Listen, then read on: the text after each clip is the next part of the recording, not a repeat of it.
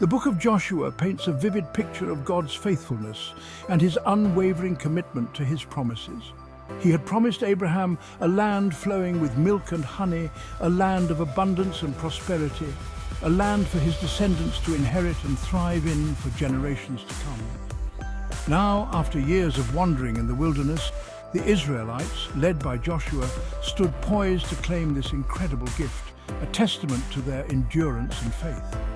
They had already witnessed God's power in the miraculous conquest of Jericho, where the walls came tumbling down.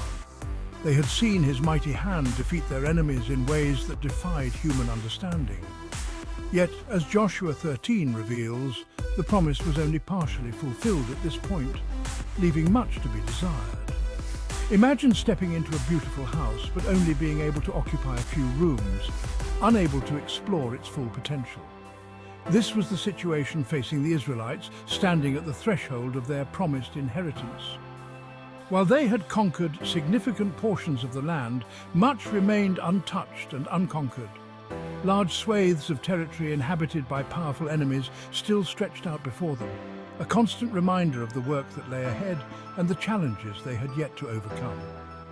This unfinished task presented a challenge, a test of their faith and obedience to God's commands. Why were there still unconquered territories? What was holding them back from complete victory? The answer lay in the heart of the Israelites, in their willingness to trust and obey God fully. They had grown complacent, content with the victories already won, and had lost the drive to continue the fight. Fear and a lack of trust in God's promises had crept in, hindering their progress and causing them to hesitate. The unconquered land served as a stark reminder of the dangers of complacency and the importance of complete surrender to God's plan, a lesson that resonates through the ages. This situation is not unique to the Israelites. It is a timeless struggle that many of us face today. We too have been given promises by God, promises of hope, peace, and abundant life, promises that are meant to be fully realized. Yet, like the Israelites, we often find ourselves living in a partially fulfilled promise, experiencing only a fraction of what God has in store for us. We experience glimpses of God's goodness, moments of joy and peace, but challenges and obstacles remain, testing our faith and perseverance. The question is, how will we respond to these challenges? Will we shrink back in fear, or will we rise to the occasion? Will we allow fear and complacency to hold us back, or will we, like Joshua, press on in faith, trusting God to complete what he has started, believing that his promises are true and that he is faithful to fulfill them? Joshua 13 provides a detailed account of the territories yet to be conquered. These lands, rich in history and significance, were more than just geographical locations. They were symbols of the challenges that lay ahead for the Israelites. It's like a map with blank spaces, each space representing a challenge, an opportunity for future victory. These blank spaces were not just empty lands, they were filled with potential and promise waiting to be claimed. These unconquered lands were not insignificant. They included areas inhabited by the Philistines, known for their military might, and the Phoenicians, renowned for their seafaring prowess. Each of these civilizations brought their own unique challenges and threats to the Israelites. The Philistines, with their advanced weaponry and strategic coastal cities, posed a significant threat to the Israelites. Their presence was a constant reminder of the need for vigilance and preparedness. They were a constant reminder of the Israelites' need for God's protection. The Israelites often turned to prayer and worship, seeking divine intervention and strength to face their formidable foes.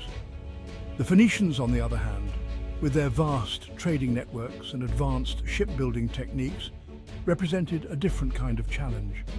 The allure of worldly success and the temptation to compromise their faith for material gain. Their influence was pervasive, reaching into the very heart of Israelite society. Each unconquered territory held a specific significance, a unique lesson for the Israelites to learn. These lands were not just physical spaces, but also spiritual arenas where the Israelites' faith and resolve were tested. The land of the Philistines challenged their courage and dependence on God for victory. Every battle fought was a testament to their reliance on divine strength rather than their own might.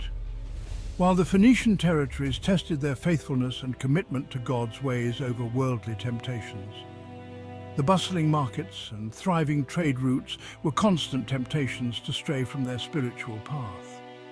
The remaining territories, each with their unique characteristics and challenges, served as a constant reminder of the Israelites' need for God's guidance and provision in their lives. These lands were a mosaic of trials and triumphs, each piece contributing to the larger picture of their journey. These unconquered lands were not just geographical locations, they were spiritual battlegrounds, tests of faith for the Israelites. Every inch of land represented a spiritual struggle, a test of their devotion and trust in God. They represented the areas in our lives where we struggle, the places where fear and doubt linger. Just as the Israelites faced their own challenges, we too have our own battles to fight. They are the strongholds we need to overcome, relying on God's strength, not our own.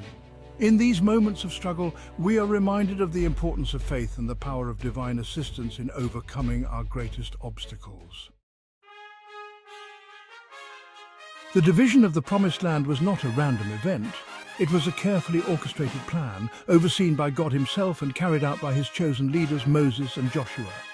Moses, the lawgiver, had led the Israelites out of slavery in Egypt. He had received the law from God on Mount Sinai and had faithfully guided the people for 40 years in the wilderness. As Moses' time came to an end, God chose Joshua to succeed him. Joshua, a man of courage and faith, who had been by Moses' side throughout their journey, was now entrusted with the monumental task of leading the conquest and division of the Promised Land. Both Moses and Joshua demonstrated unwavering obedience to God's commands. Moses, though he was not allowed to enter the Promised Land himself, faithfully relayed God's instructions regarding the land's allocation. Joshua, in turn, carried out these instructions with precision and justice, ensuring that each tribe received their allotted inheritance. Their example teaches us the importance of faithfulness, obedience, and trust in God's plan, even when we don't fully understand it. They remind us that God equips those he calls, providing guidance and strength for every task he sets before us. Section 4. East of the Jordan. A unique inheritance for Reuben, Gad, and Manasseh. The tribes of Reuben, Gad, and the half-tribe of Manasseh were unique in their inheritance. Unlike the other tribes, they received their allotment east of the Jordan River. These tribes were pastoral people, their wealth primarily in livestock. The land east of the Jordan, with its vast pastures, was well suited to their way of life. However, their inheritance came with a condition. They were required to join their brothers in arms and fight for the conquest of the land west of the Jordan. They were not to settle into a life of ease while their brothers faced danger and hardship. This arrangement teaches us the importance of unity and shared responsibility within the body of believers. Though we may have different callings and areas of gifting, we are all called to support one another, sharing the burdens and working together to advance God's kingdom. The willingness of Reuben, Gad, and Manasseh to fight alongside their brothers demonstrates the importance of putting the needs of others before our own. Their story reminds us that we are not isolated individuals, but part of a larger community, called to love and serve one another. Section 5. The Levites set apart for sacred service. The tribe of Levi stands out in its unique role, distinct from the other tribes of Israel. Unlike the other tribes, the Levites did not receive a specific territory as their inheritance. They were unique in that their inheritance was not tied to land or material possessions. Instead, they were scattered throughout the land, living among the other tribes. This scattering allowed them to serve the entire nation, providing spiritual guidance and support wherever they were needed. Their inheritance was not land, but God himself. This special relationship with God set them apart and gave them a unique purpose. They were set apart for sacred service, responsible for the care of the tabernacle and the spiritual well-being of the nation. Their duties included maintaining the holy place, performing rituals, and ensuring that the worship of God was carried out correctly. The Levites' role was crucial. Without their dedicated service, the spiritual life of Israel would have suffered greatly. They were the keepers of God's law, the teachers of his ways, and the mediators between God and the people. Their knowledge and dedication to the scriptures were vital for the spiritual education of the nation. Their presence served as a constant reminder of God's holiness and his covenant with Israel. The Levites embodied the sacred relationship between God and his people. The Levite story teaches us that true service to God is not about personal gain or recognition, but about selfless devotion and a desire to see God's name glorified. Their lives were a testament to the power of humble service. Their example challenges us to consider our own lives. Are we living in a way that reflects our commitment to God and his purposes? Are we willing to be set apart for God's purposes, even if it means sacrificing our own desires and ambitions? The Levites' willingness to serve without seeking personal gain is a powerful lesson for us today. Their story reminds us that our true inheritance is not found in earthly possessions or status, but in our relationship with God. This eternal perspective can transform the way we live and serve. When we prioritize him and his kingdom, he promises to meet our needs and fulfill his purposes in and through our lives. The Levites' legacy is a call to live with a focus on God's eternal kingdom, trusting that he will provide for us as we serve him faithfully.